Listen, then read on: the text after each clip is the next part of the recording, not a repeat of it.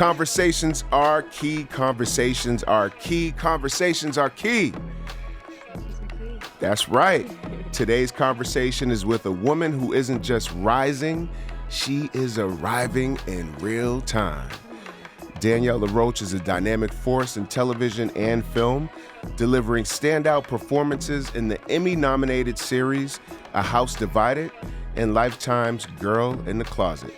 Most recently, she has become a breakout presence as Belinda on the hit BET Plus series Zatima, a role that has captured widespread attention and sparked vital conversation. Beyond the screen, Danielle's journey is equally compelling. From her theater roots in Louisiana, Yes, to her work mentoring the next generation of actors, she consistently uses her platform to uplift the community in an evolving industry. Danielle reflects what is possible when talent meets preparation, faith, and persistence.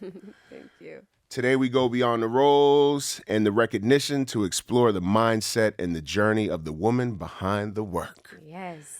Welcome to Conversations Are Key, Miss Danielle LaRoach. Thank you. I'm so grateful to be here. We've been trying to make this happen, and I just love what you're doing with the space. Thank you. I And appreciate I'm you. honored to be here with you, truly. So I'm happy to have you here. thank you. You know, a lot of people don't know I edit Zatima. Come on. So we was already friends Before. I've sat with a lot of your scenes and spent some Yeah. hours on them, crafting Yeah. it and getting it together. So I'm happy to have you actually sitting across the table. Thank you. And I'm honored to be here on a front-facing platform with you because people don't understand what it takes. I think sometimes they think we go and film it in order and they just send it to BET and they play it, but it really is you and real people behind the scenes that make so many of the nuances and things that we do come across and pay that extra attention. So, thank you. Shout out to you. Yeah, thank you. I'm so happy you're here. Thank you. So when did acting stop being something you wanted and become something that you knew you had to do? Oh my goodness.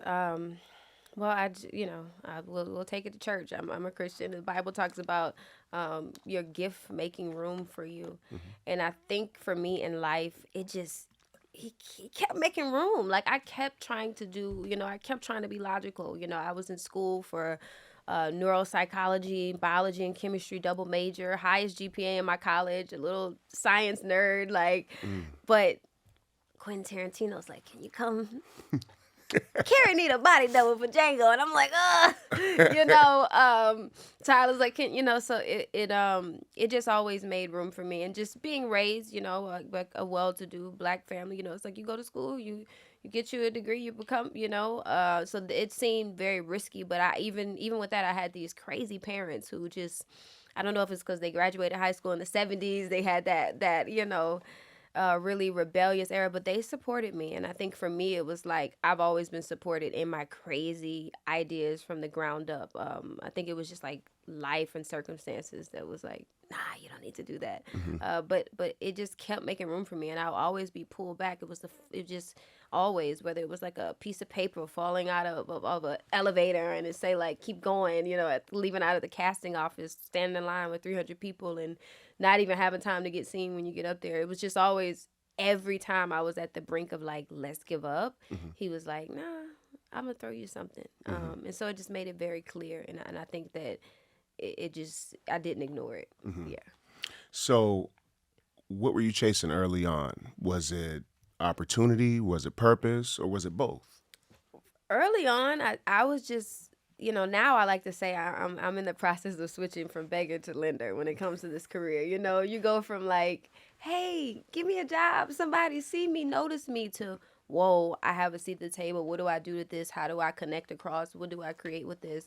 How do I really have authority? So for me, it was purpose driven, but like I said, there were just scary moments where I'm like, man, I should just give up, and then something would happen again. So it had to be very clear that it was my purpose to keep me going towards it, because it was just so many times where nothing around me said you're gonna be on TV. Everything around me said hang it up, take it home. You know, and it was just something in my spirit or the Holy Spirit or something that was said in a sermon or fortune, whatever. Like that was just like, keep at it, So I was telling somebody the other day, I was like, man, their best parts of your creativity come out of when you're broke, you're hungry, your mortgage is due, can't find nobody to love you.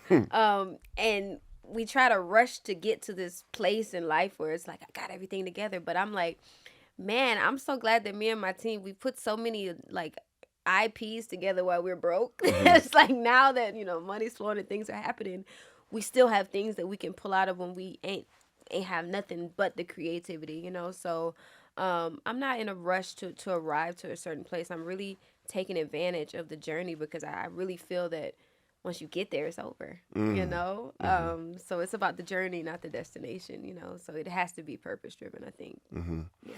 What did you have to grow out of to get into this version of yourself that you're in right now?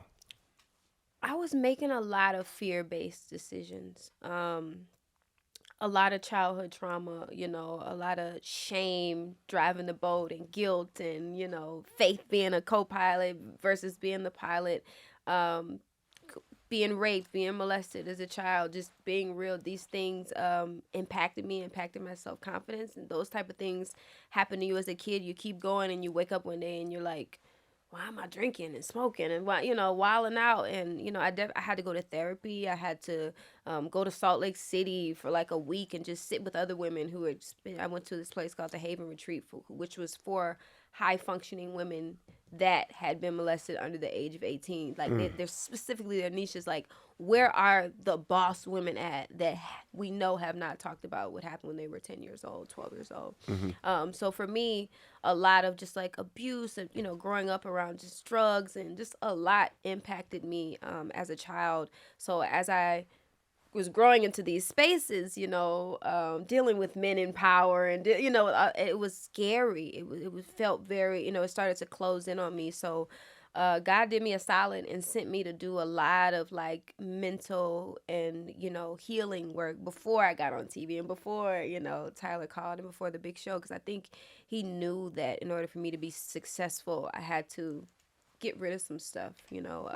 So I would say that probably impacted me a lot, because so much fear and shame was leading my life. It was like, I like to look at it like fear used to have me just like locked up, and now it's like I got fear locked up. So I really am feeling powerful in this time of my life, but I had to do a lot of the work.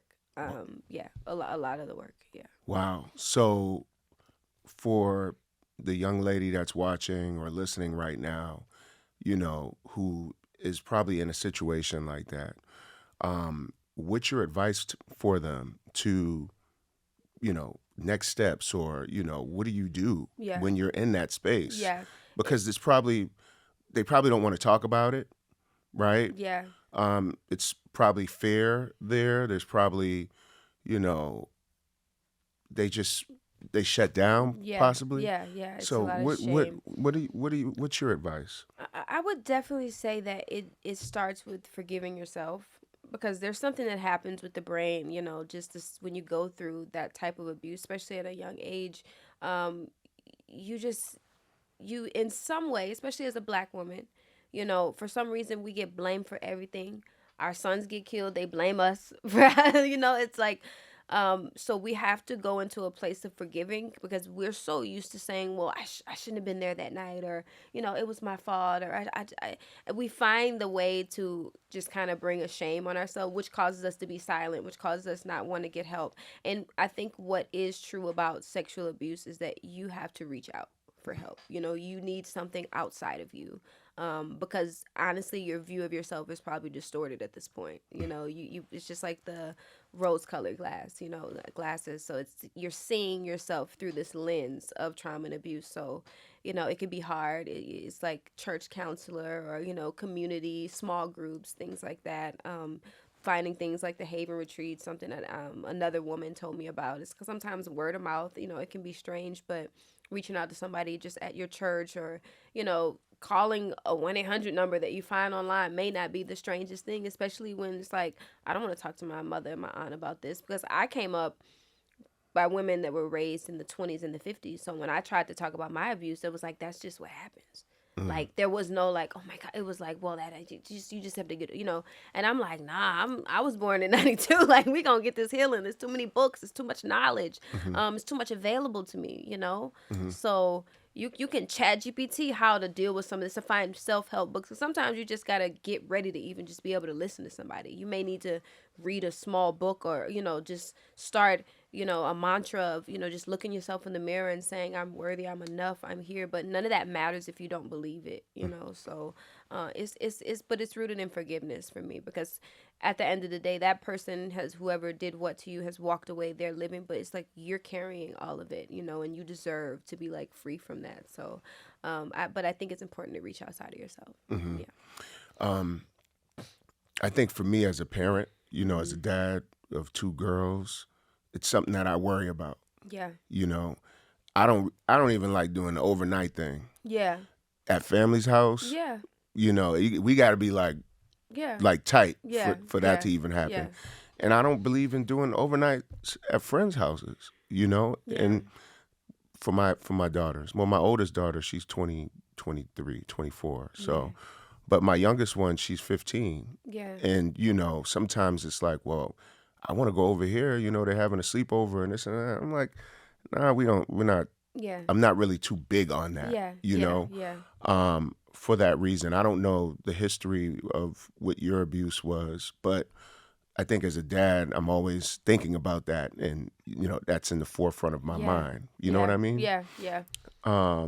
As a parent. Yeah, that's a lot to carry, two daughters, because that's just like you're looking at your heart outside of your body. And we live in such a fallen world, and just knowing, we see stories every day. So, we're fortunate that we don't look over and it is our child. But with seeing and hearing so much, is like, it could be my child, the human trafficking, the things that are going, young women that at this point, you don't even have to be promiscuous, So I think it's just so important to pay attention to your children in this time, pay attention to their temperaments and their friends. And I think sometimes we're getting into such a like technical, technology is such a thing, and people are just losing touch. And I think we need to, my parents had to go over and have dinner with your parents if I was even going to think about coming over to your house and play.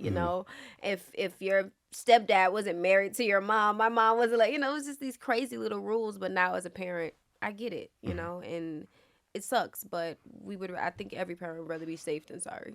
Do you have advice that you can give to a parent, to say, look, these are some of the warning signs that you should look out for, Yeah. or, Yeah. if you think something has happened, this is Yeah. what you should be asking, or. Yeah, I think big changes in like your child's personality. If your child is very rambunctious and loud, and you notice them like kind of reserve and kind of sit with themselves, or maybe not speaking up about certain things, or I think that just the meter on whatever it is that your child's personality type, when you see changes and dips of that, like sleeping, if their sleeping habits change, or peeing the bed can be a factor, or if they start biting their nails, not wanting to go over to a friend's house, or being extra clingy with you when you're about to head out, you're like, they're like dragging you, like, please don't leave me. You're like, I gotta go this work trip. Like, just paying attention to things like that. And again, it's gonna take a lot of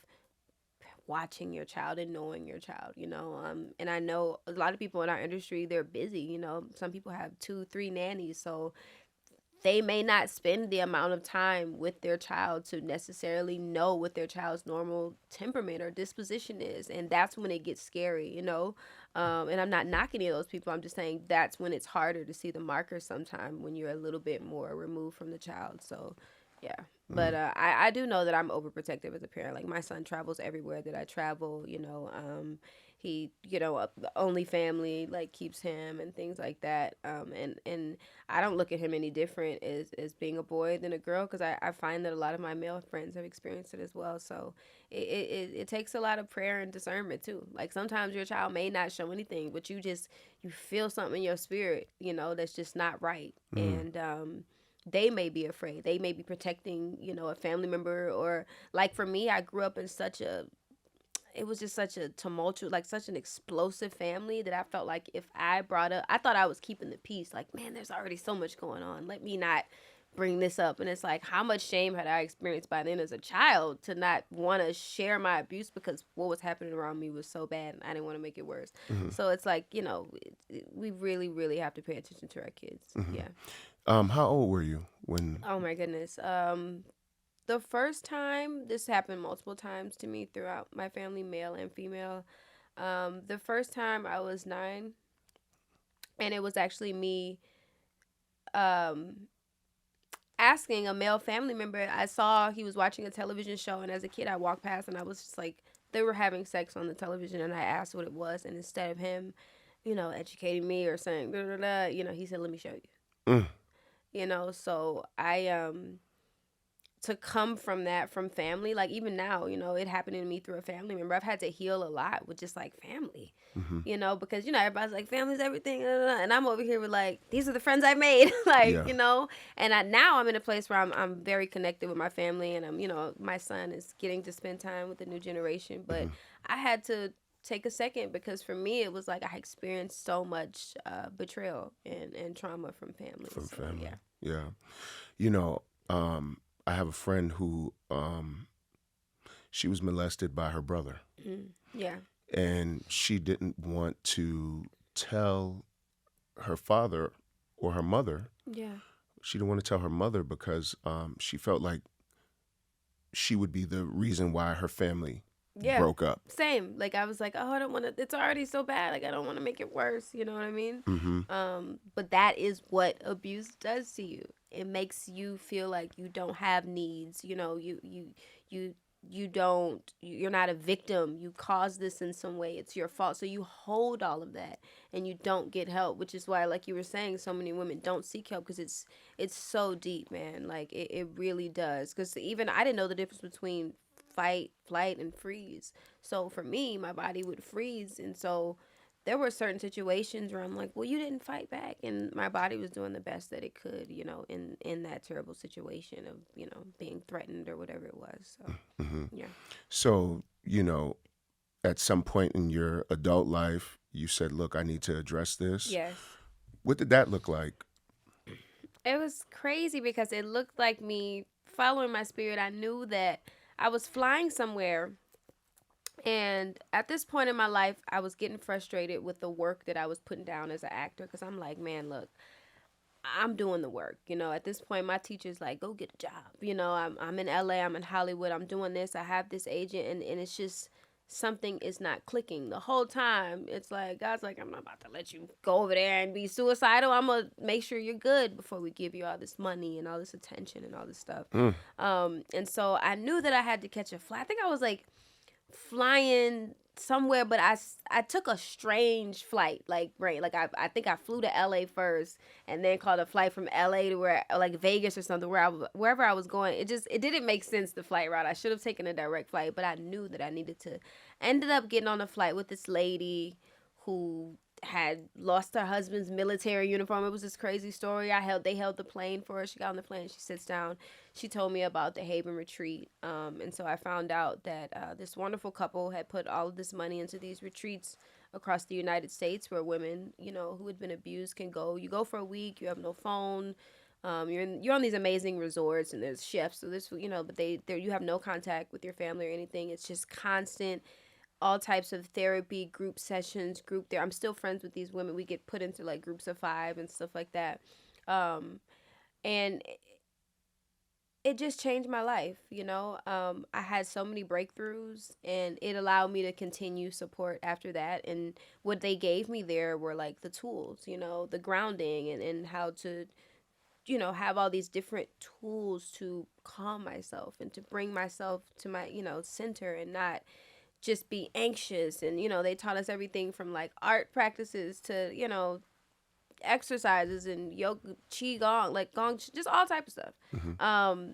Journaling and things that I still like use to this day. Just walking in the grass barefoot and talking with somebody who sees you and hears you. And I think it was my first time really being with like experts, and people that were trained to heal this. So I was having parts of me that were healed that I didn't even know, were dark, or there weren't light in that area. But that kept me on a path, because I don't think people understand like healing is a continuous thing. It's not, all right, we went for 5 weeks, we're good, you know. It's constant, just like forgiveness is. So that's why I'm like, they gave me so many tools that I still use to this day. But you have to commit to being better. And I think when you find the power in it, and you really, because at first because when you're trying to go from survival mode and this is all I know to healing, it feels weak. You know what I mean? When you've been producing and moving it, when it's like slow down and let's talk about it and let's heal, it feels rather weak, you know, to heal. It feels slow. Sometimes it feels mundane. It feels ridiculous. You feel like what you're doing is silly, you know, like, I'm taking a walk at 5 a.m. every morning. This isn't doing anything for me, until you notice that your nervous system is starting to deregulate. You notice that you're not clenching your jaws as tight when you're driving your car. You're not holding the you notice the deregulation happening. Um, so yeah, that definitely put me on a path of like healing that I've been on ever since then. You know, a partner in life, let's say you're with somebody, what kind of support would you need from them if you disclose to them that, you know, you had been abused previously? Um, what kind of support would you expect from your partner? I guess definitely a sensitivity towards the, you know, towards the topic, because sometimes things can trigger you, and you want someone to just be understanding and be level with you, which sometimes is hard, especially if it's like in a sexual situation and somebody's Mm-hmm. aroused. They like, you don't want me to do what this is messing me up. Or people can be insensitive in those type of situations.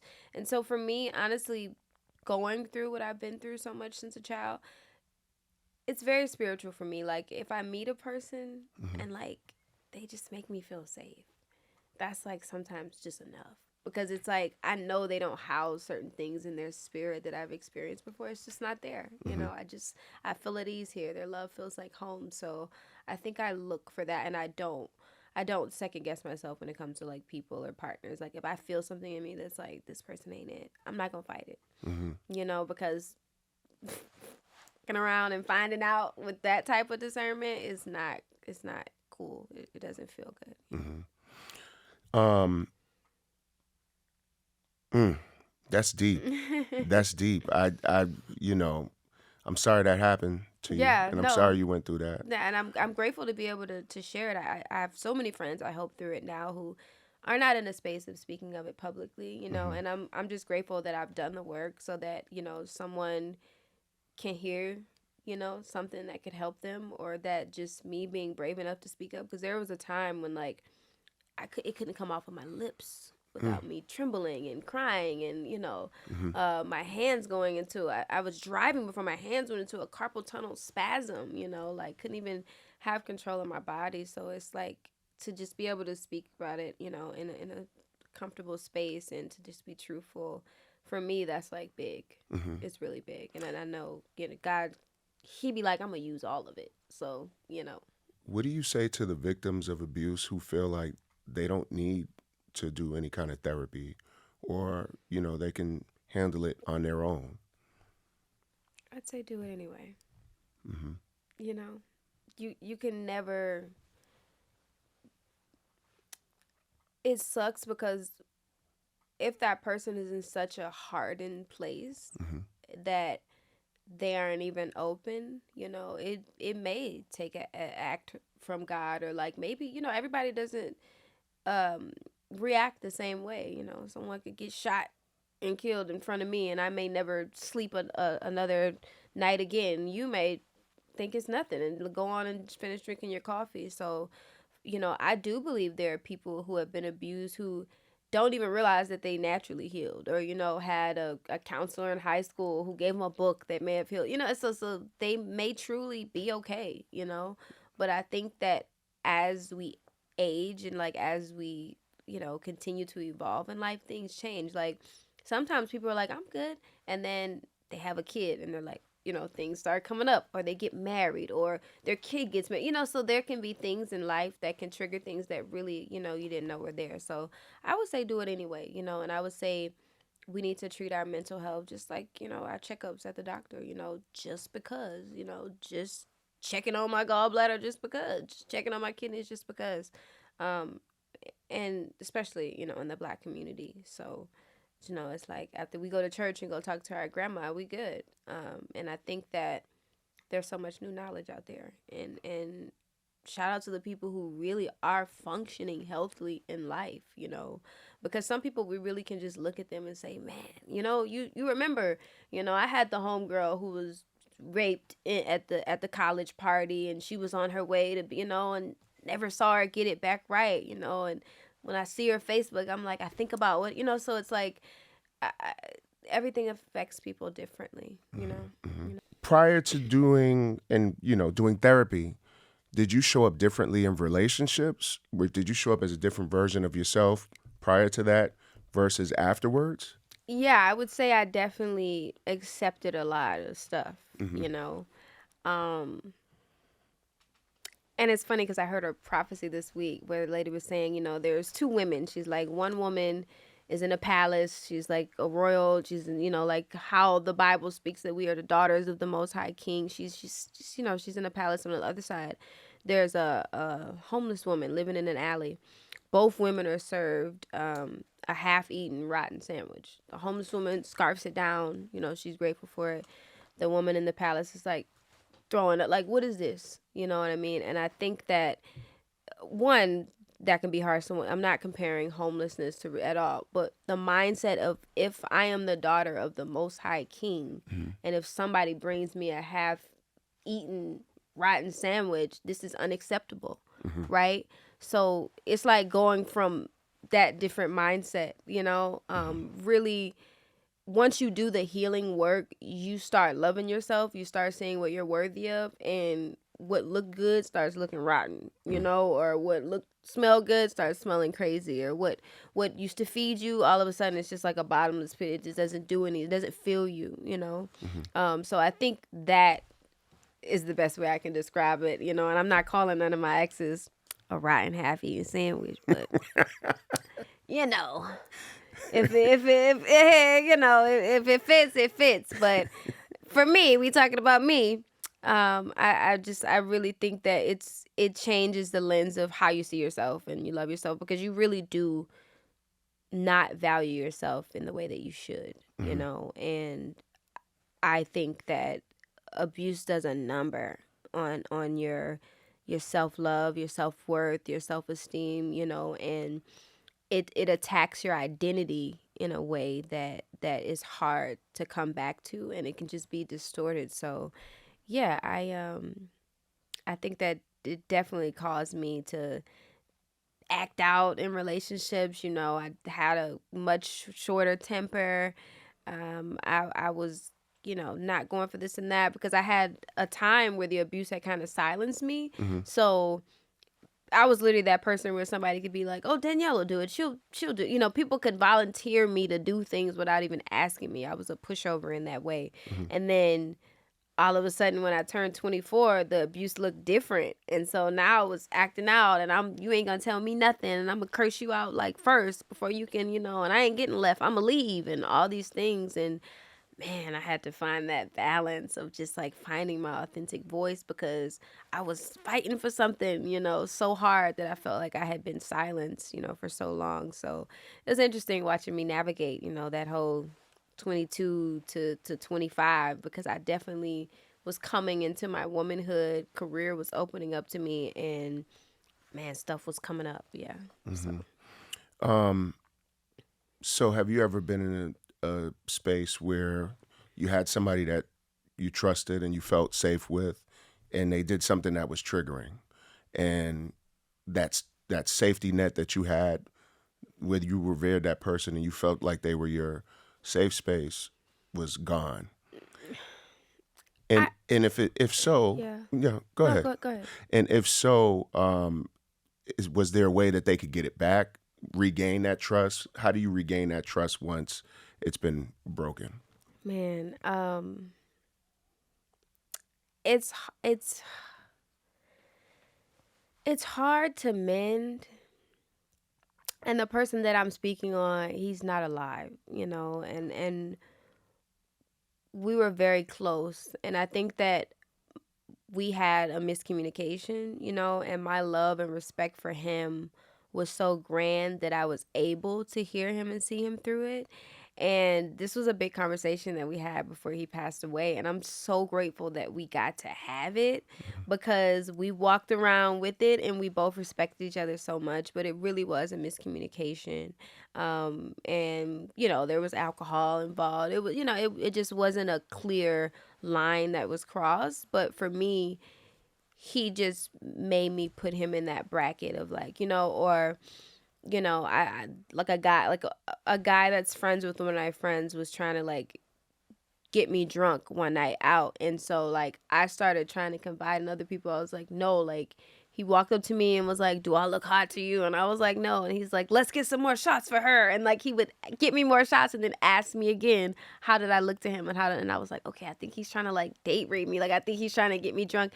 And nobody, I felt like the girl that had been raped that night. Like nobody could understand because nobody experienced the abuse that I experienced that was with me that night. So I was made to look at like I was tripping or I was the bad person, and I've never really been able to like be good friends with that guy ever again.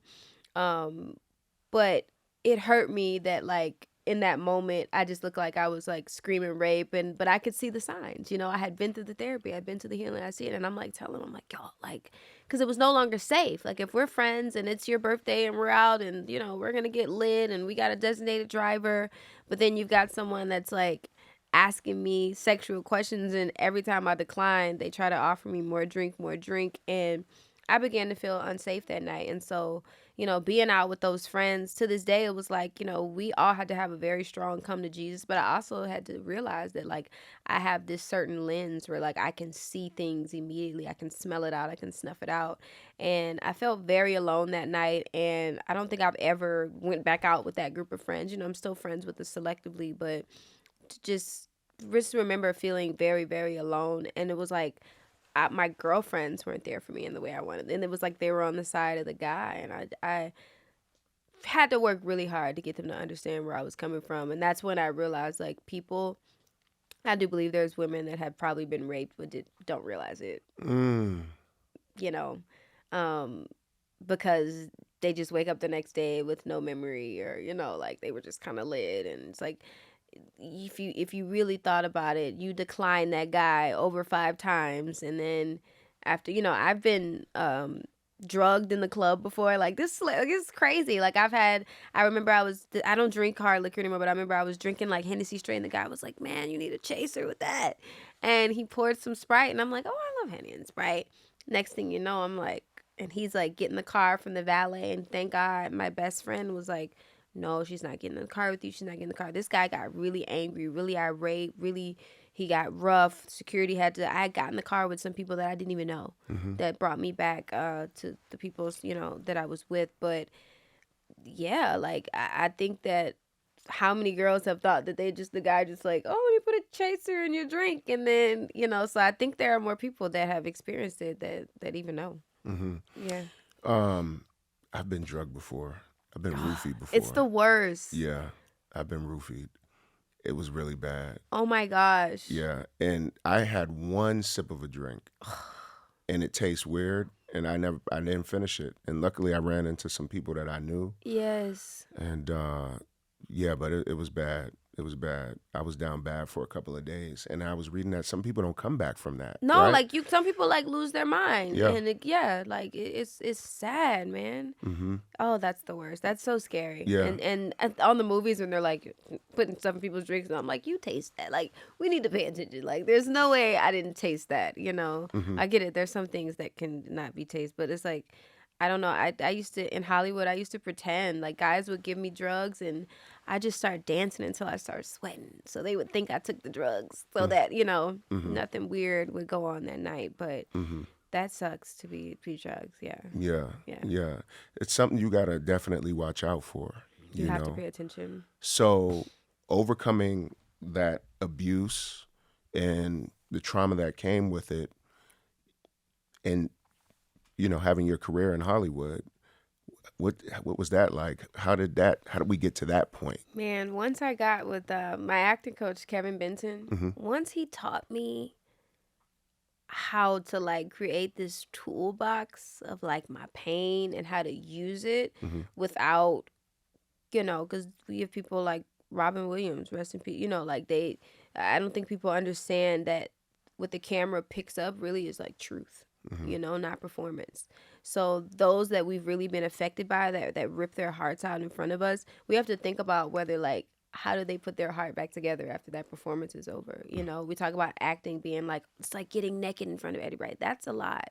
Mm-hmm. That's a lot to get naked completely fully, and a lot of times that's what it is, like burying yourself out there. Mm-hmm. um so for me, it was like once I figured out how to take all of this pain and like reel it in Mm-hmm. and use it in a way that empowered me, that was the main thing. Like I knew how to use it, but I didn't know how to use it to empower me. Once Mm. I merged that, they ain't been able to mess with me ever since. Like it's like something happened. Like, oh wait, this is why all of this happened. And I looked over and I have like this arsenal, this toolbox, but it's healthy. I use the Ivana Chubbuck method in my acting, which I feel like it saved my life because I felt like I was this girl that had all of this pain, all of this trauma.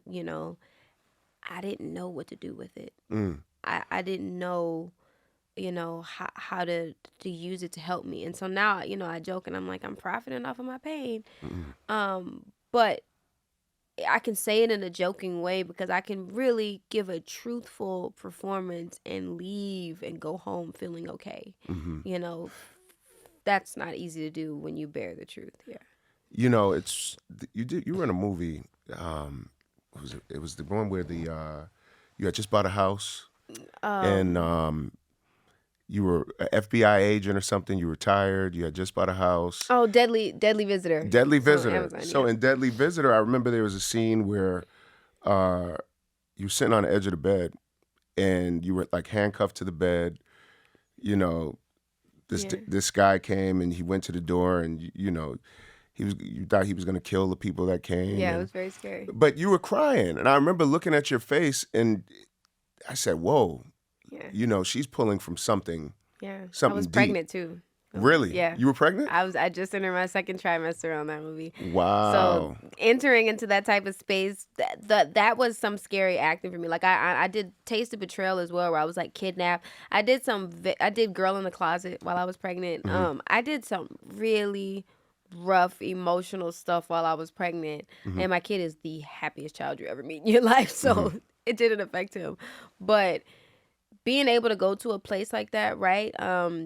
Being able to pull that type of emotion and allow it to be authentic, it takes a lot of craft and skill to be able to leave out okay. You know? Mm-hmm. Um, I was on set of Zatima, one of my castmates on there, but we had an emotional scene and she could not stop crying after the scene, and that's when we look at each other as actors and we feel so hurt for each other because we know that you accidentally hit something.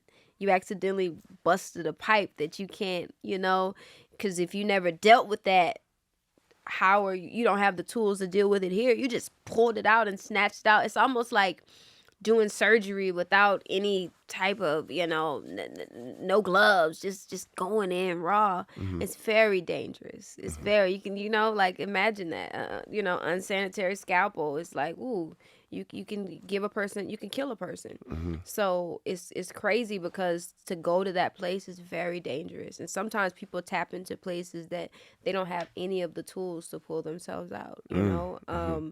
And that's when nobody's tripping when the actors are on cocaine. Nobody's tripping when the actors need to drink a bottle of gin. Nobody's tripping because they know they're asking us to do something that they can't even wrap their head around how to do. Mm-hmm. So, you know, I'm sitting with Eric Roberts. Eric Roberts is like, Danielle, like I was one of the biggest Hollywood stars. He's like, when I became the starlet and I had the big studio with the big director, the big, all the big three, everything. He's like, the first place they took me was a trailer full of cocaine. Mm. He's like, I'm so grateful that I survived Hollywood, that I'm alive.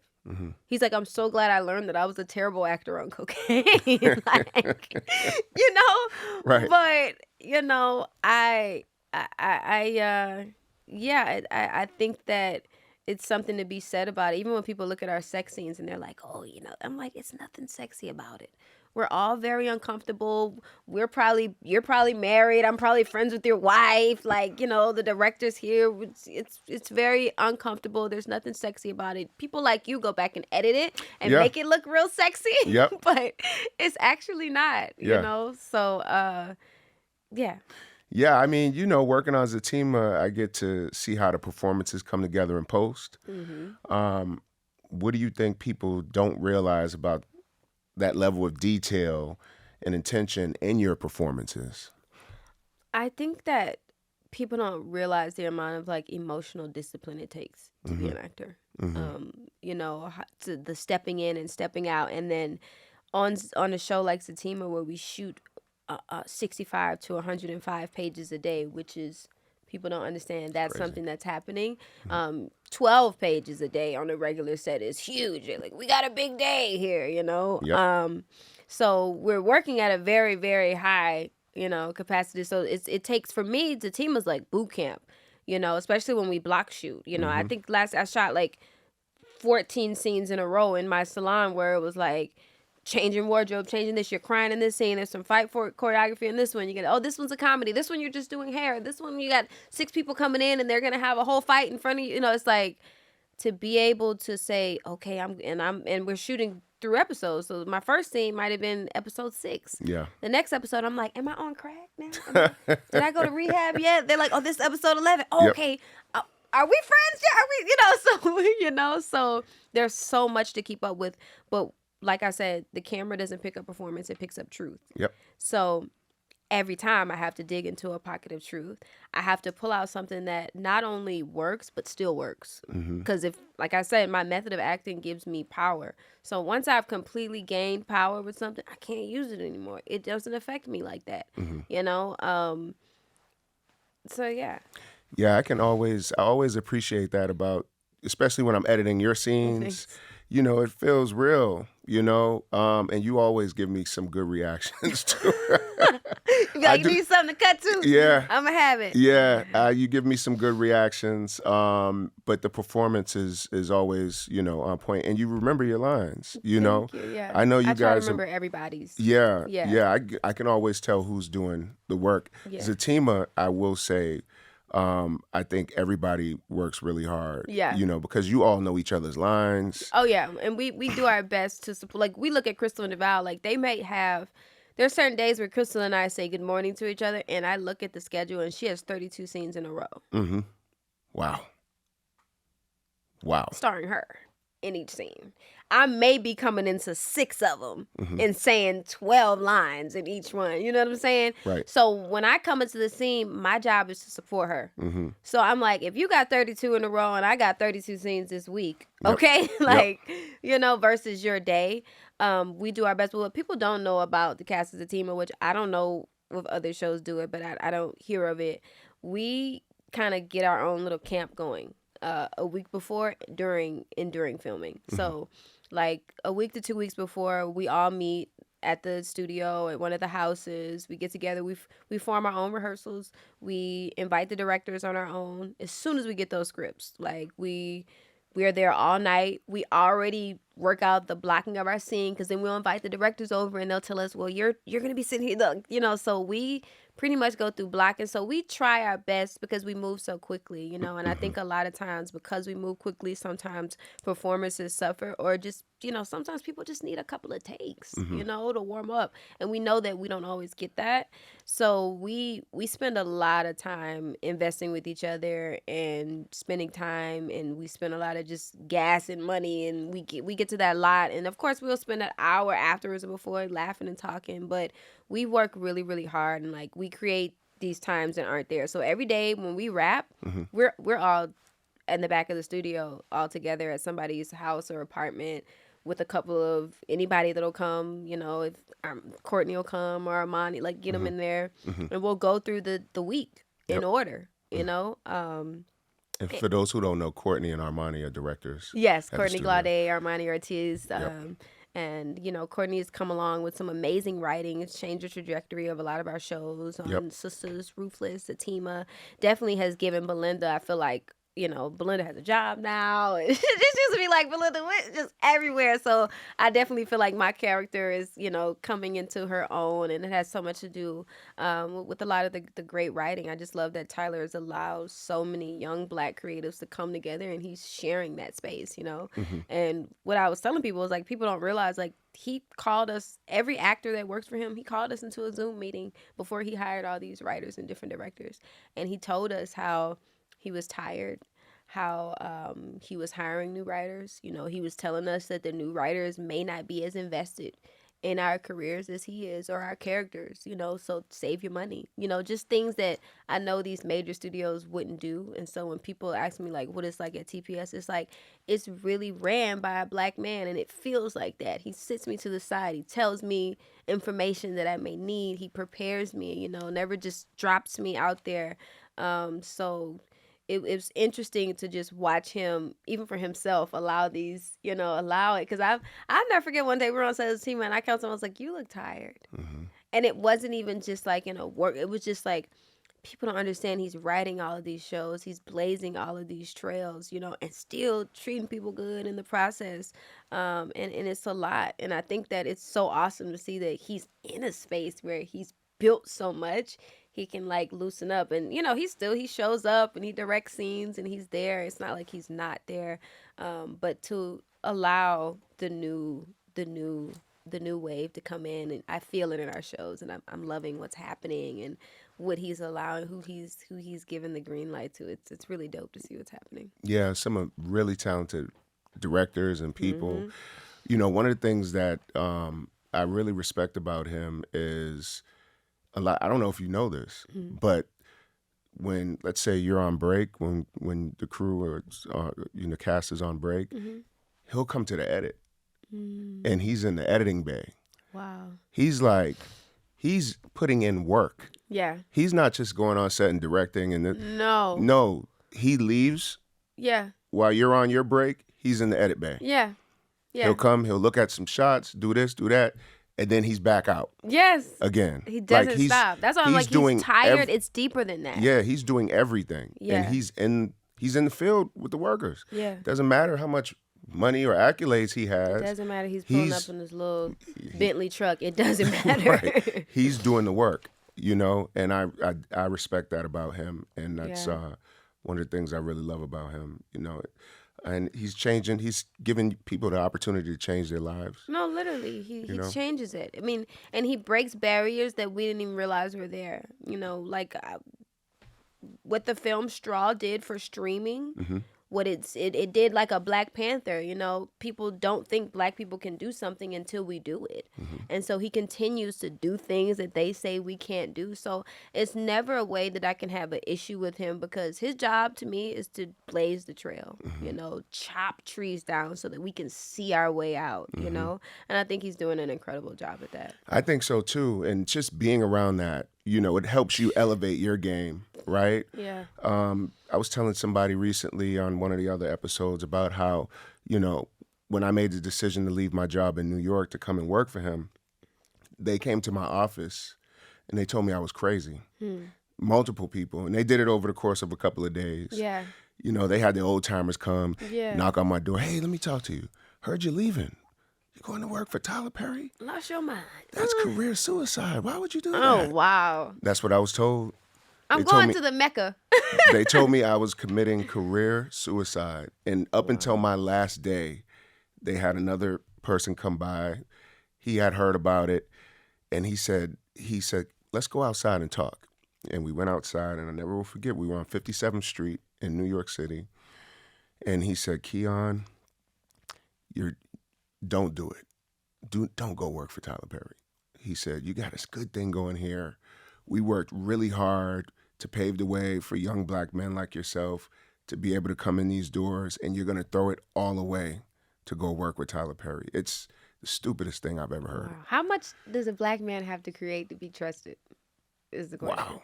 How long Do we have to prove out? Like, when do black men stop proving themselves is what I would like to know. Whew. Like, what is that?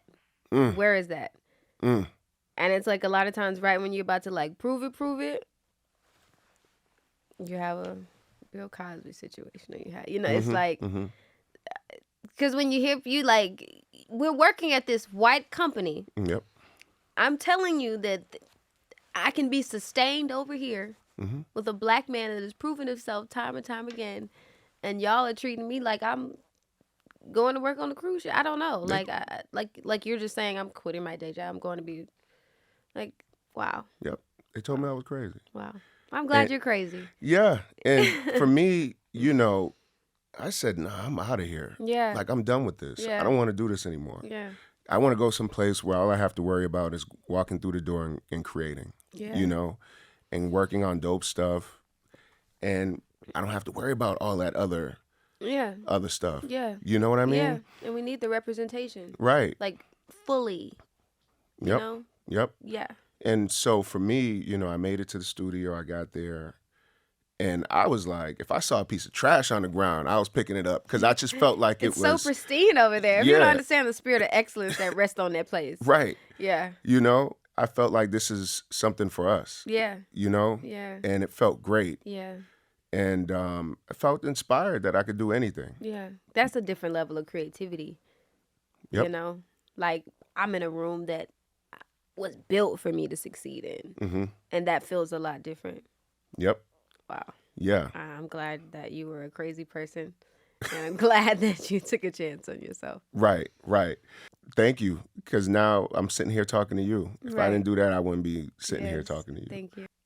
Have you ever seen something in the edit that surprised you, like a nuance you didn't know that you brought to the scene? Yes. I surprise myself all the time. I think that we film so quickly that I always have to give myself, it sounds like, I'm not trying to sound like that, but I have to give myself credit when I see scenes from Zatima because, like, sometimes we move so fast it feels like a whirlwind, and I'm like, oh, look at that, I got all those reactions in there, and I had this going on, and sometimes I'll have little things going on that I didn't know I had going on because I was so truthful in the moment. So I'll see stuff in the edit and I don't remember, doing or have any recollection or just be proud that I just was taking, like, how I could just been giving you nothing, so sometimes I see, I'm like, oh, thank God I gave him something when he panned over there, I was making a face or Right. But I love how I have fun with Belinda though, because she just pops out and you never know when she's somewhere. She's never invited. She's always like, so I'm always trying to give a little nuance. So especially I think like the funeral scenes and stuff like that. Yeah. Like I'm like, oh my gosh, you're so terrible. Like I'll do little make faces when people are talking that I don't realize I'm making. And the edit always excites me. I'm always like, when did we do this? Yeah. Are you thinking about pacing and beats, while you're acting, or are you just fully in the moment of the scene? They're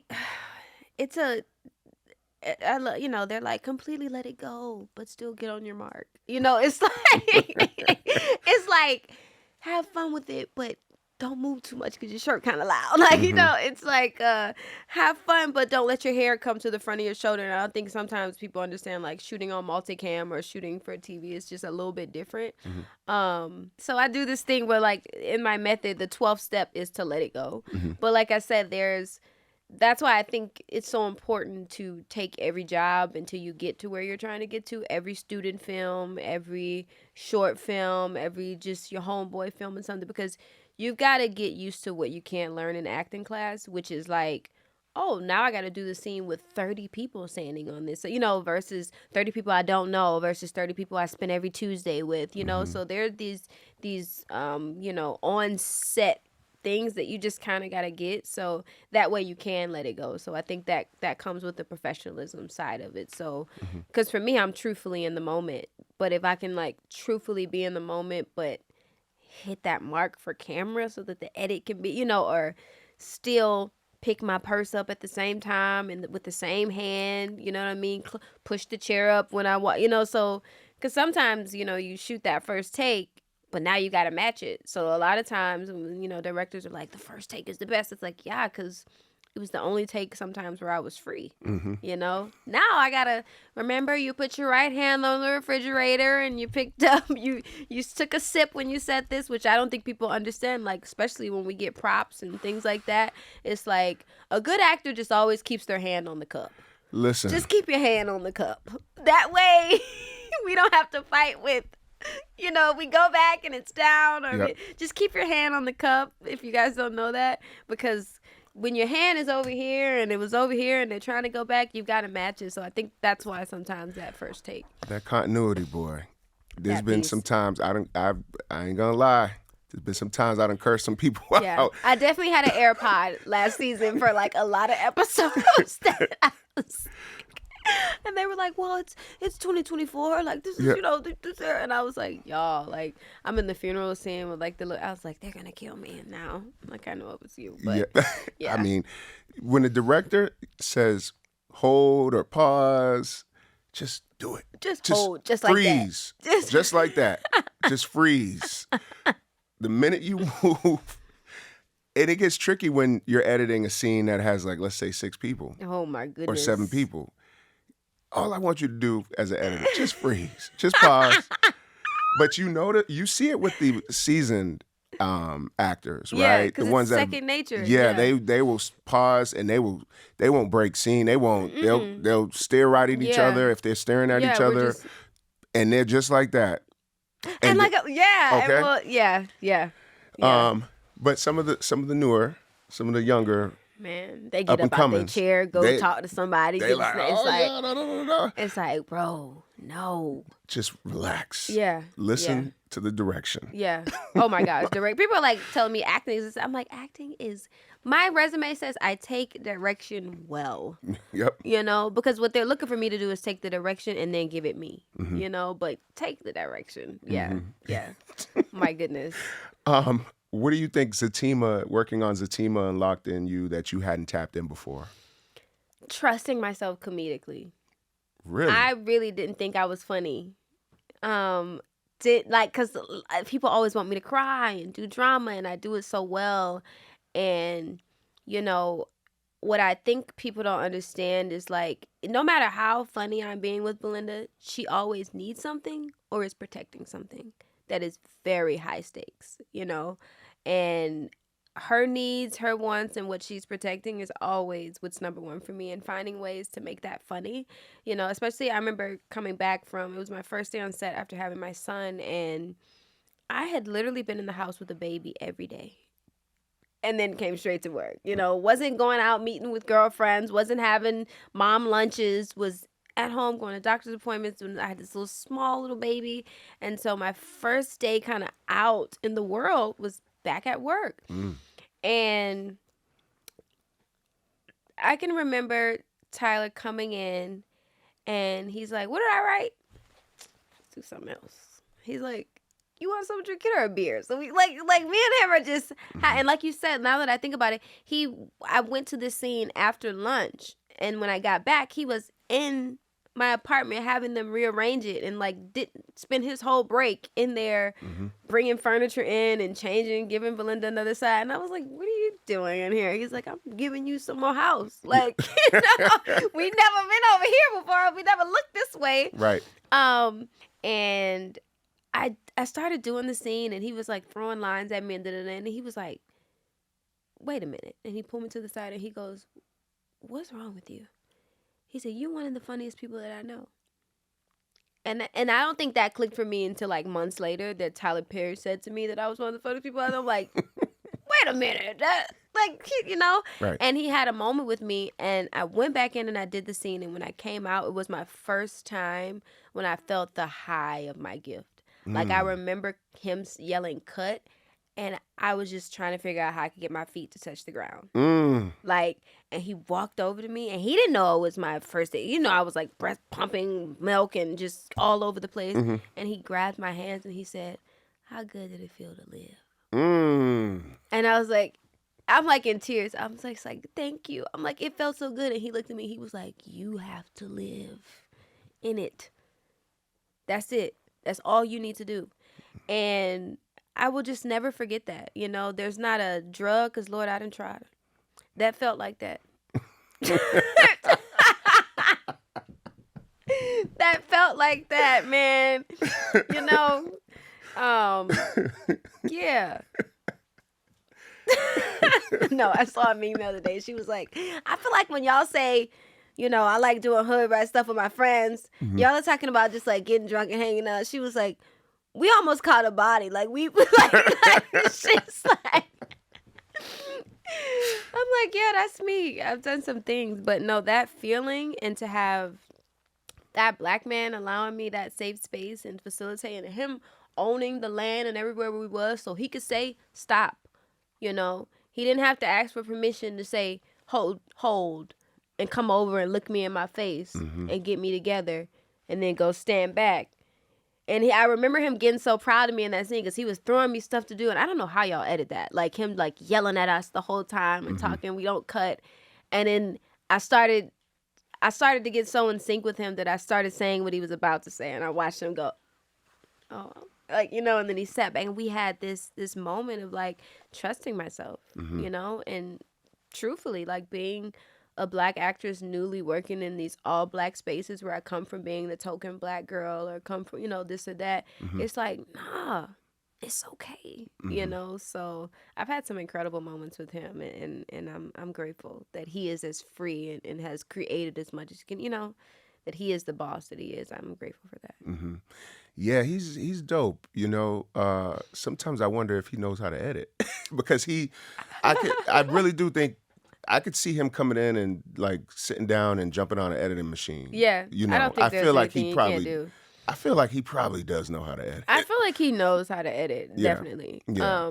Yes, because the way I didn't know he could compose music the way he can compose me, and I'm like, what? Like every time I'm like around him and watching him like work or put something, I'm like, what can't he do? I'm positive he can edit. Mm-hmm. Yeah. Yeah. Yeah, because he's super smart. Yeah. Yeah. Yeah. So I want to pivot a little bit. Let's do it. This year's Oscars felt like a turning point. Yeah. You had Ryan Coogler, Michael B. Jordan, black women creators finally getting the recognition they've long deserved. Oh my God! Thank you for getting me started. When you see moments like that and people finally getting their flowers after years of being overlooked, what does that bring up for you personally? It pisses me off. We just getting flowers that you took out of our garden is crazy. Whew. Say it again. You know what I'm saying? You giving us flowers that you picked out of our garden is wild. We got Hattie McDaniel, who won the first Oscar, couldn't even sit with her peers. The time span between Sidney Poitier and Halle Berry is ridiculous. Julie Dash, the first black woman in 1991 to direct a film and have it be, widespread throughout the U.S. in a major cinematic release. Then we have to fast forward all the way to Ava DuVernay. In my lifetime, and I was born in 1992, in my lifetime, the first black woman to direct a film for a major studio is still living and breathing and walking around and at the Oscars the other night. It angers me because it's like, one, is it real? You spun us around like this before when it was Halle. Now, this actually feels real because we're in so many categories. Like, you know what I mean? It's like, oh, we got y'all over here. But for years prior, it's just always felt like, Halle herself said it on the number one on the Call Sheet documentary, that she's questioned whether it was real. Or if it was just, giving us a little one nigga at a time type thing. So I don't want us to get so full. And as much as I love my brothers, Ryan and Michael, I don't want us to get us so full that they are the last for a long time. Mm-hmm. I don't want us to get so just grateful. I want this to be more of like a testament of we can do this. We belong here. Let's keep going. But I don't want us to be too grateful that we don't see another Ryan Coogler in the next 5 years. Mm-hmm. That we don't have another story of Michael B. Jordan and like when I saw like a pic stitch the other day of them all the way from back when they were doing Fruitvale, and just showing, just the evolution of watching them become men, and something about sticking together, not allowing the industry to tell you don't work with your brother no more, and just watching these brothers really stick together. But for me, when I see it, and it's like, we got the first black, like, what do you mean the first black female cinematographer, when you've been looking at the world through the eyes of a black woman? And that, like, everyone knows that we know what's going on in black culture before the industry catches up. It always has to catch up to us. So, I have to choose my words wisely, because I love a trailblazer. I'm grateful, but man, it can't be so far between anymore. We can't be having this conversation in 10 years. It needs to be continuous. We need to be represented at the Oscars next year, just like we were this year, and not another year of, well, we let the niggas come in here last year, y'all. Let's We let them get a little shine. yeah, come on, Tiana, you got something? That was enough. Yeah, that was enough. All right, now Ryan, I'm full. He done said, I think Ryan Coogler said he wanted to make a rom-com, like, as good as Rob Reiner, and like people are like going crazy, and it's like, why couldn't he?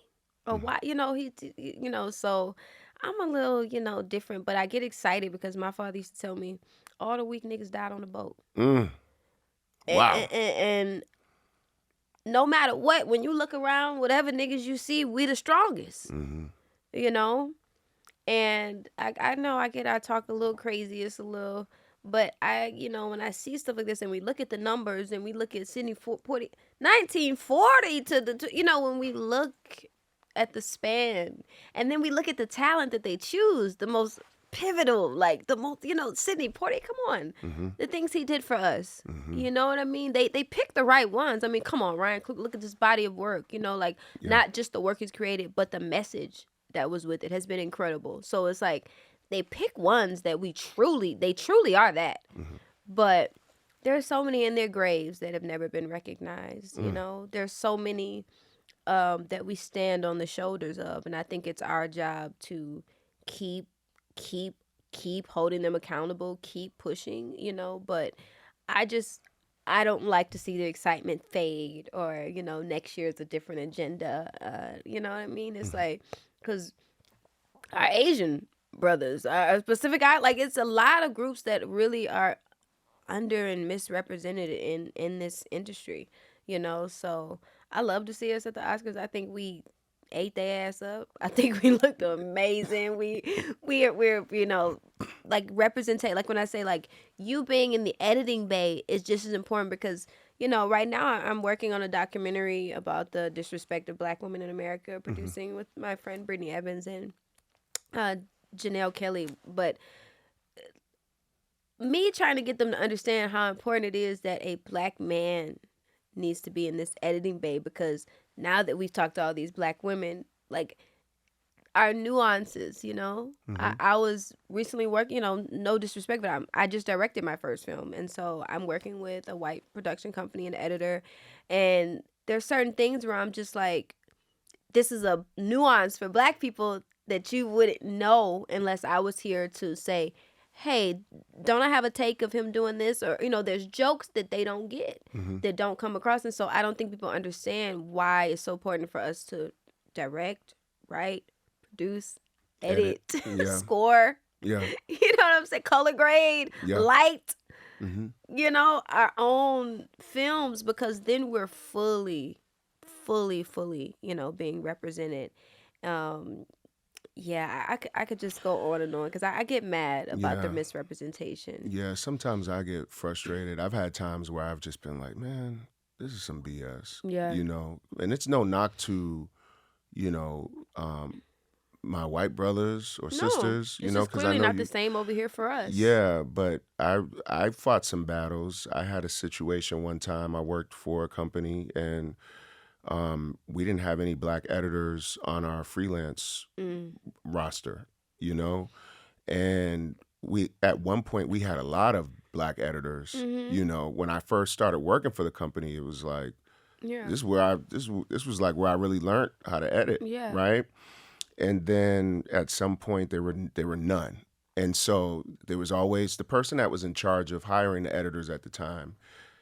she had something wrong with every single one of them. And I was Oh my like, gosh. well, these guys, they crank out some heavy stuff for Yeah. this network. Like, what's the problem? And I ended up raising the issue Mm-hmm. a little bit higher, and that put a target on my back. That definitely put a target on my back, because the outcome was, our vice president of Post or whatever, senior vice president of Post or whatever, said, look, if you have 100 people on your freelance roster, because this situation is being brought to us, and, it doesn't appear like, things are being equally done here, you got to at least have 25 people on there that are people of color that you Yeah. can rotate in. Yeah. Because there are 25 people in the city. Yeah. Yeah. Like, this is absurd. And it wasn't saying that, folks couldn't do the work, Yeah. but it's a nuance. Yeah. There's certain nuances things. There's Yeah.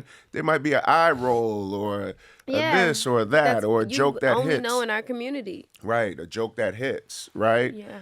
There was some joke about a barbershop thing that something was taken out of an edit, and they didn't, the white executives or people who were, the editor, they didn't catch it, they didn't get it, because it's a nuanced thing that you're not gonna get it unless you go to a black barbershop, bro. You're not gonna get it. You know what I mean? Yeah, that's for us. But sometimes I do see situations where, even our own, we're not giving the opportunity. Yeah, even our own. You missed it. Where was you? Who was your grandmother? Yeah. Like, what did they show you? Yeah, well, more so our own. Sometimes we get in this, the position to be able to bring in folks, and sometimes we don't do it. Yeah. But kudos to you for, raising that red flag and saying, hey, on this doc, we need, somebody. Yeah. Or at least we have two. Maybe we have two editors. Yeah. You know what I mean? Yeah. And they can bounce off of each other. Yeah. But those nuances They have can't to be fall through picked the up. cracks. Yeah, no, yeah. It's because, like you said, you have to be there, and like when people, because I can imagine I went to white schools. I've been in, I've constantly had to conform in white environments. So I'm like, I probably could make a really good white film with, but I would do a ton of research. I would want to, because I don't know what it is. I know, what did I eat at my grandmother's house on the weekend, or what did I have? Like, what did the amount of research would be so intense to where I'd be like, how about we just let a white person do this? Somebody that just has it, there in them. And sometimes I don't understand why they don't think like that. It's like, we can do it better. Let's just go off of the data, Right. And then it's like, we'll call her Jakeisha. And it's like, wait a minute, know? Yeah, so we definitely need to tell our stories. And I think what the best about what we've seen at the Oscars this year is so much of what happens when we tell our stories well. It's funny. I worked on a project recently, and it was around Thanksgiving, and they were doing a game, and a part of the game was like picking your favorite foods, and one of the foods was chitlins. And so the producer was a white dude, cool white dude. We were talking, and I said, you ever had chitlins? And he said, yeah, I love them. And I said, oh. I was like, come on, bro. You had chitlins before. What they smell like? They smell just like chicken. Bro, stop messing with me, man. Stop it. You ain't had no chitlins. Okay? Stop it. It's cool. I got It's you. cool. It's cool. I'm going to hold you down on this Nobody one. ever been cooking them, cleaning them for 3 days. Right. Nobody ever in your fit. You had to go play outside Right. because of how these things that smell the vinegar that's going into it. No, your grandmother never stood over that sink for 6 hours cleaning them chitlins. Right. We used to have them sitting outside with the ice on them and bring them in. And yeah, you eat them over rice if you're real country. Just hot sauce if you're from where we from. Right. My goodness. I can't believe they smell like, no, they don't smell like chicken. No. Something's terribly wrong with that chicken. Right. Wow. But that's the importance. And so in the edit, I said, look, we gotta edit this around and move this around because, but, just being that representation in the room. Yeah. Right? The camera picks up truth, not Yep. performance. Yep. Have you ever had moments where you felt overlooked or underestimated? Yes. I've been told, I've been talked down to, even when I was in the positions of power, just because it's like, that's okay to do to a black woman. So, I've been told to shut up Mm. in a room full of men, and my response was, if I was a man, you wouldn't say that. So now the whole room is like, but Mm. I've um I've definitely been overlooked. I've been told by white women on set, well, I mean, just simple thing, like the hair and makeup, saying, oh, how do we do her hair for this scene, because we don't want to have their hair the same. She come over and she's like, she's black, her hair can never look like mine, and just walk away. I've had racist moment, just all type of things, or definitely have been, overlooked, and on purpose. Mm. There's been times where I've seen people go into sexual situations on set, and me not being a part of that, it got pushed to the side, and this person's gonna give your lines to her, and because she went in the back with us, or and it's Mm-hmm. like I've been around for a while, so I've seen some shady things, but it's like I've kept going because I've been, I've seen it done the right way. But I definitely have been overlooked for whether it was skin tone, or whether it was, Instagram followers, or whether it was just having that desperate energy sometimes they look for you to have in Hollywood, and they try to, um, if you're not desperate to want to be in the it crowd, sometime in certain crowds, that can be the biggest target on your back. Mm-hmm. Yeah, so I've been overlooked for a lot of stuff, but Mm-hmm. I had this dream when I was young that like all these people were trying to keep me out of a room, and then when I got into the room, I turned around and they were all trying to figure out how I got in. So I've looked at the roadblocks like, okay, more of like protection or another way around, and it Mm-hmm. always works out. Yeah. Mm-hmm. How do you stay grounded in those moments when you're not getting the recognition and it's not showing up on your timeline? Well, I think that the validation, it can't be so far outside of me. And a lot of times when if I do feel frustration coming on, because I'm human, I'm doing all this through a human experience. I'm not a perfect spirit, I'm a human, but it's like the way it comes through, where, like, what do I find validation in? It has to be not about me. So I think in those moments of like, oh, I'm getting frustrated, I've made it about me. Mm. And the only way I can keep going is that it's bigger than me. It has to affect the next generation. It has to, it in some way pulls at what I'm coming after, and pulls up, what's coming behind me. So I think in those moments of not feeling validated, Mm-hmm. we've made it about self. Mm-hmm. Yeah. Um, at this point in your career, what are you saying no to that you probably normally would have said yes to? Money. Mm. I'm finally turning down bad money. And I'm finally like, oh, that's a nice check, but I can't do that. I'm finally, it hurts because like you wait so long to be recognized, but once you start carving out your actual brand, Mm-hmm. it's very simple, especially, you get almost like a North Star page, and you describe, what your career is, what you're going for, and anything that doesn't fit, that doesn't sound like that, you just can't do it. It's off brand. So I'm turning down a lot of like overly sexualized things, which are like great opportunities. I've had to turn, and I've even had friends that were producers who've, come to me with stuff that they're like, hey, I don't think you would do this, but I never want to answer for you. Take a look at the script. And I'm like, yeah, you were right. It is a no. And it's nice to start seeing that I'm like in a space in the industry where people kind of know, like they can say, oh, that's disrespectful to send that to Danielle LaRoach, because Mm-hmm. she's making it very clear of being about her business and what she's going for. Um, so I'm turning down money, yeah, because you wait so long to get paid. Mm-hmm. You do so much free stuff, and you give so much of your time and energy. So when a check becomes attached to it, we feel as though, okay, I'm doing something that's being valued. It's being monetized. But I'm really having to like weigh things out. Now, like, this is about longevity at this point. Mm-hmm. So all of those shortcomings, I can't feed into those. Mm-hmm. And so yeah, I'm turning down the. I'm not taking no wooden nickels at this Okay. point in my life. Yeah. Yeah, I love Yeah. that. I'm listen. I don't take no wooden nickels over No, here. yeah. What does ownership look like for you? Ownership over your voice, over your brand. You know. Honestly, just coming out of just being talent, Hmm. I'm like, man, whoosh, I've learned so much, right?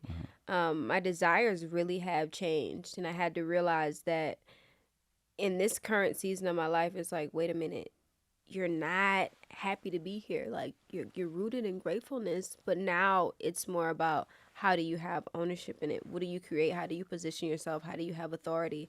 So I'm spending a lot of time right now just positioning myself to be in charge of a lot of things that I was kind of asking for, or just like waiting to shape up. Hmm. You know what I mean? And it's very scary because it's kind of easy just being the talent. You don't have to worry about, now it's like you have to build the house that you like, that you want to live in. Before, it's like people just kind of presenting stuff to you. So I'm having to stretch myself a lot in certain areas, pull in people that know better than me in a lot of things, or being real about what I'm not good at. Because I could get I look at my career right now and I'm like, if I don't do this properly, I could get stuck in a certain place, or I can become known for a certain thing. So it's really a time to stay on point of, where the brand is going, where God is leading me. Hmm. Um, what kind of stories do you feel responsible for telling or bringing to life? Yeah. Um, remarkable, remarkable women.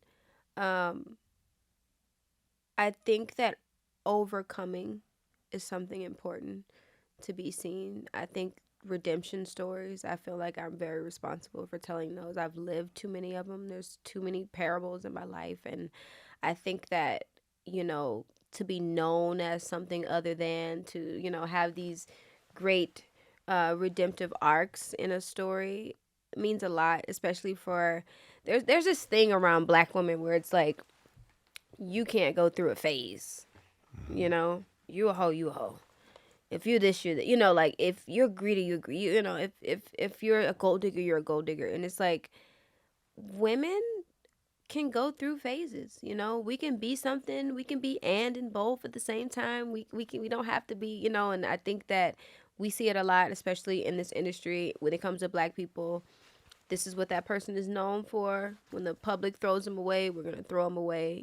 There's no redemption, and they're known for this now. We get these labels and they just kind of stick with us. And so I think it's just really, really, really important, yeah, Hmm. to tell those redemptive stories, because black you know black women are a lot of things, but I don't think we've been represented, in such an arc, which we are. Our stories are being told, but like really truly from us, from a true place, because we have to overcome a lot, just like daily, just within the psych, just the fabric of who we are.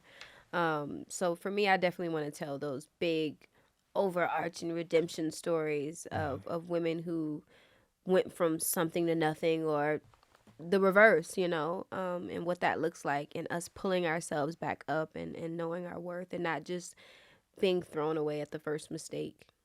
Hmm. Um, Danielle, what do you want your work to mean, especially for the women that are coming up now when they look back or look on your body of work? What do you want that to mean for them? Yeah, it's funny you say that because I realize that I'm now in a place of like legacy work. Hmm.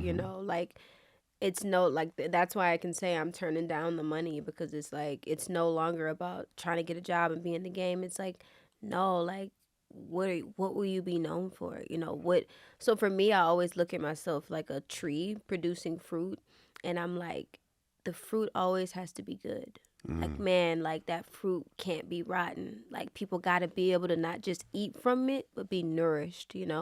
So I want to leave work that's like lasting and convicting in a way where people can see themselves, can deal with themselves, but there's also just a different type of, like when the Holy Spirit comes to reveal truth to you, it doesn't feel condemning. And so if we do it artistically in a way to where, you feel corrected, or you just feel seen, or you just feel heard. Um, but I'm not interested in just doing the work that, just just because I wanted to mean something. And maybe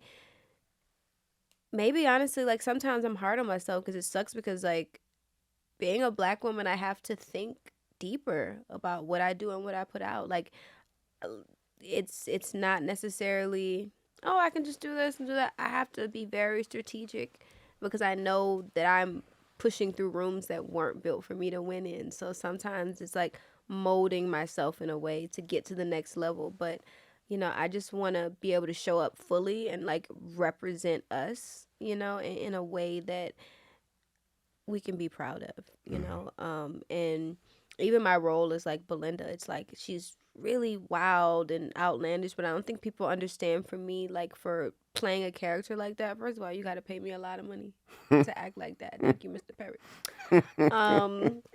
Cause I cuts a fool, but I mean, if people notice, I don't act like that anywhere else. It's almost like I reserve that for Tyler Perry because he's put in the amount of work over the years to where that's a space where I can do that in. Um, but I am very hard on myself about what I represent. When I look at my fans for Zatima, it's mostly 14 to like 18-year-old black girls who like really keep up and do all my fan pages. They call me auntie. We have like a whole group. I talk with them, send them prayers and stuff. But I for me, Belinda, people just get to see these snaps of Belinda. For me, Belinda's going somewhere. She's coming from somewhere. She's on a journey. And that's what allows me to be so like wild and outlandish with that character because it's a TV series and she's always like, so that's why I don't take on characters like that in film because it's like we only got 90 minutes for her to become a better person and she's not. And I'm not interested in that. I joke with people right now. I'm like, y'all, Belinda gonna get her a good 3-night revival under the tent, outside, sweating with the fan, and she gonna come to Jesus. But then the show's not gonna be funny anymore. Right. So, yeah, but I'm definitely harder on myself about what I put out there. Just being a black woman and things just stick to us different. So we have to always think legacy and think about our children when it's like, I think I want to spend some time like, what do I just want to do? That's fun.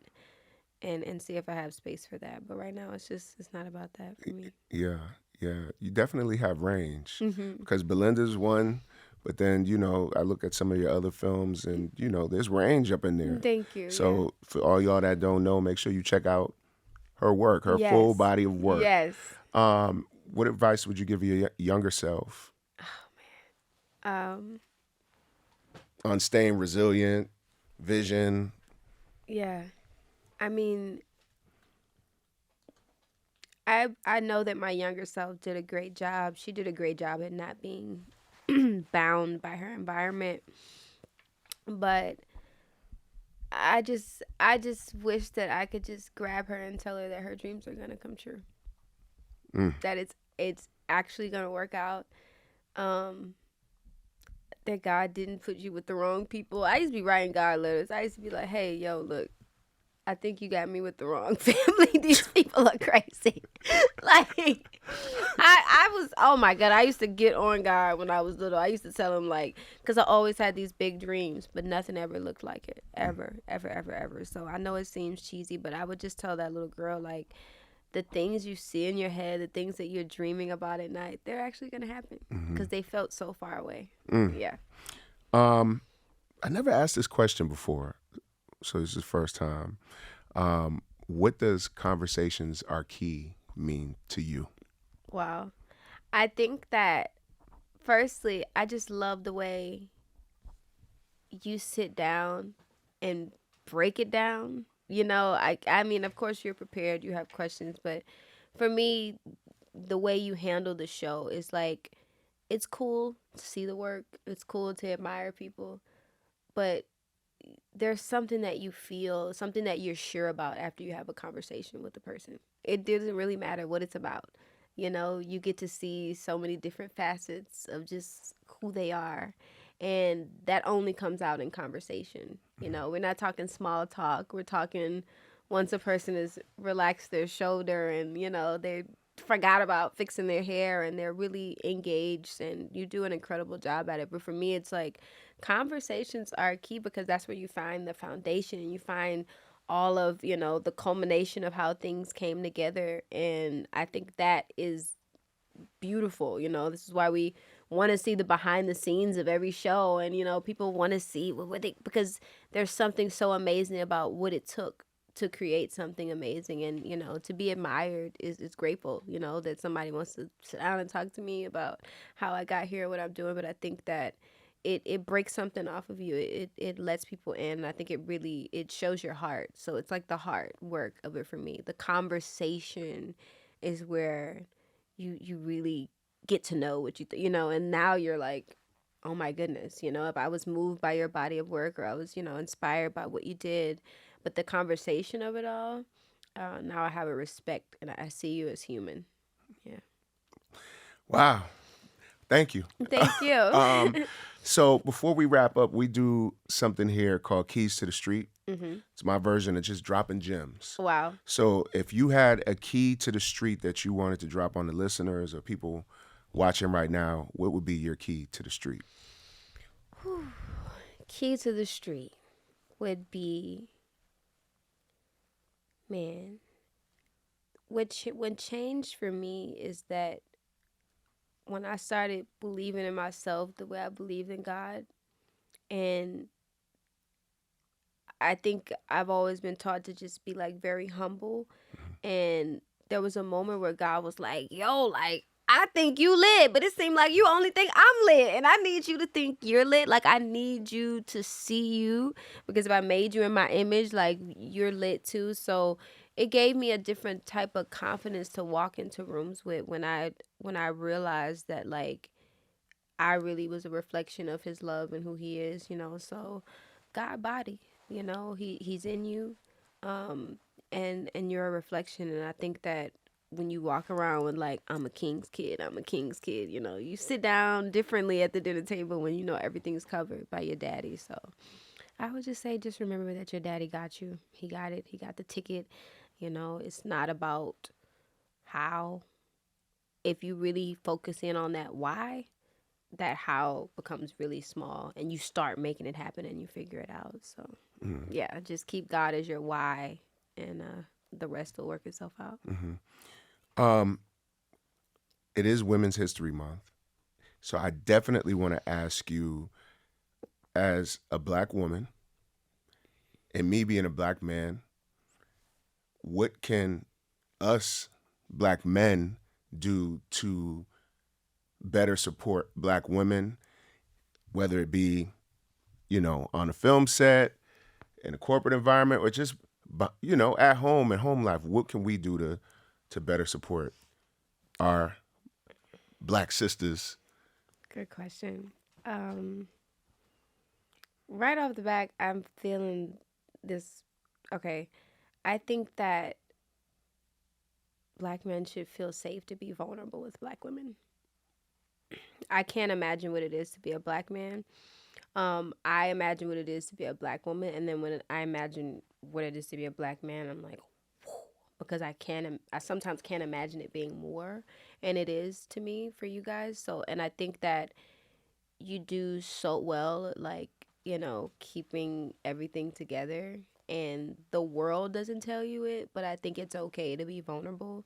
And I think that I see men, especially black men and black women, and it's a two-sided thing. They have such a breakthrough when it's like, wait a minute, this is not the world talking to you. You know what I'm saying? I'm on your team, same jersey. So I think the vulnerability is key, because it's key. Um, Black men, um, it's like, like how people talk about not respecting white women's tears. I feel the same way when we talk about black men's tears. Like, you know what I mean? They don't hold the weight that they should in this society. I think in the home, in our spaces, they do. We see grandpa cry, we see daddy cry, we like, whew, everything stops. But why? Like, how many black women have been told that it's not okay? I buy black men flowers all of the time, because I read a study that most of them get them only at their funeral. Mm. I think it's like 70% of black men only receive flowers at their funeral. So every time I get a chance, I'm like, yeah, buying black men flowers, because it's like, it's just me giving into the softness of what a black man is. Because, man, when a black man can be soft for a moment, And there's nothing pussy about it because he's created such a life and a family where he can bear his emotions, you know. He can be safe in his home and not at arms like he is in the world. I think that we really get to the core of who our men are and what they really want. Because I don't believe that what society is saying black men want and see and how they feel about black women, I don't believe none of that shit. I think that black men love and respect black women. And I think that black men are greater because of black women, and black women are greater because of black men. And I think that we as sisters also need to do our part with upholding and keeping a safe space for you, you know, because we can be hard too. And you know, with the world, but we need to find that medium because I think that's where the culture shifts, you know. It really truly is spiritual, you know. And I think that there aren't enough spaces where black men are safe to be vulnerable. And thank God more and more are popping up every day. And thank God for conversations keep spaces like this, but within our homes, even just, you know, work environments, just it's just everywhere because black people do speak a different language with one another. We see each other, especially when it's less of us in the space, and we just know it. We have this soul, this connection, and that's why we call each other brothers and sisters. It's so spiritual. We could sit down next to a brother you don't even know. Like black men know each other when they shake each other's hand. You know exactly who this man is. I try to explain that to people and they don't get it. And I'm like, when black men meet each other, when they meet, when they shake each other out, they know exactly who this man is. They know right then whether, and so imagine that's a moment of like vulnerability, you know? I took your hand, you took mine. We let go for a moment and we just experienced each other and we fully knew who each other were. I'm sorry. I know that white men don't do that. When they shake hands, I just know you still want to look up and see something about this guy. You don't know. Man, it's so beautiful, you know, to watch that thing. So I think it's safe to say that we have a thing. And what really unveils a lot of what that is, you know, we say stuff like we got us. I mean, like, what are they talking about? We're like, no, we got us in every space because we can look over and just have a connection. So, allowing our brothers and sisters to be vulnerable on both ends is going to awaken something beautiful. And it's hard. It's a lot happening in the world right now. It's not a time where people are like, what? But with each other is what I want to be stressed about. We talking about within our private spaces with each other. I think vulnerability is key.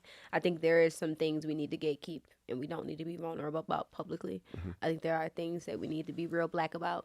When they ask about, we ain't telling you. Well, Yeah.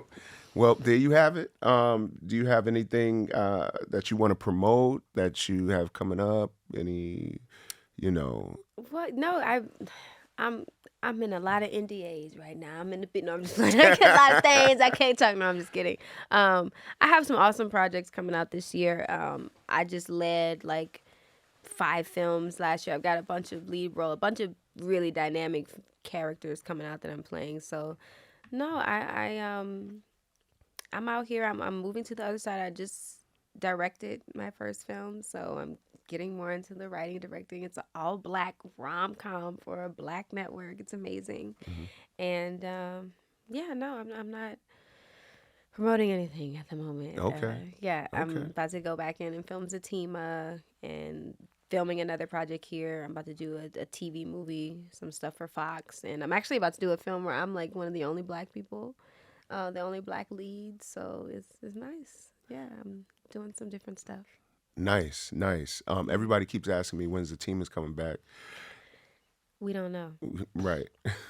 I'm not even gonna hold you. All I know is that we're about to go film season 5 Yep. very soon, and that there's a second part of season 4 or 4B that hasn't been released yet. And all I can say is Keys, he knows what's happened, what happened on there. I think he edited it, so if y'all wanna ask him, that might be key to ask Keon about what's happening in the new season. Send him some emails, y'all. Bombard him, see if he'll give us a little something. But no, we don't know. I even tried to tinker a little friend at BET the other day, and it's just nothing. So I do know that they're gonna love it. Yeah, it's really fun. But no, I don't know. But what we are still well and alive on the show. We're about to film another season, so we're not canceled or anything like that. Yeah.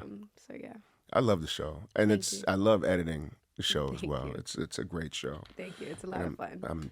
I'm truly honored to be a part of it. Thank so, you. Yeah. Thank you. Well, Danielle, I appreciate you coming through today. It's been real. We made it happen. Yes. Conversations are key. Danielle LaRoach, and we are out.